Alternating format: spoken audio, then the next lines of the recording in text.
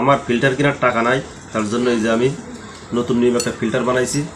তো এই যে এই বোতলের মুখটা খুলে আমি একটা ফিল্টার বানাবো। তো আপনারা চাইলে ফিল্টার বানাতে পারেন। তো আমি এখন এটা এই যে এই নতুন নিয়মে যে ট্যাপটা আমি বানাচ্ছি আপনারাও বাসায় বানাতে পারেন। এখন আমি এটা ছিদ্র করে নেব, আমি 4টা 5টা ছিদ্র করে নেব। আপনারা দেখেন এভাবে আপনারা সাদা করে নেবেন। তো এই যে আমার ফিল্টার বন্ধুরা, এই যে আমার বানানো শেষ। তো আপনারা এভাবে বানায় নেবেন, যাদের টাকা নাই, আমার তো টাকা নাই, তার জন্য আমি এভাবে বানাই নিয়েছি।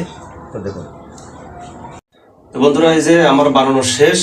তো এই যে কীভাবে বানালাম দেখেন। তো এই যে এর ভিতরে একটু তুলো দিয়ে নেবেন। আমি তো তুলো আপনাদের দেখাতে পারছি না, তো আমি দিয়ে নিছি। তো এবার আমি কলে ফিটিং করব ট্যাপটি।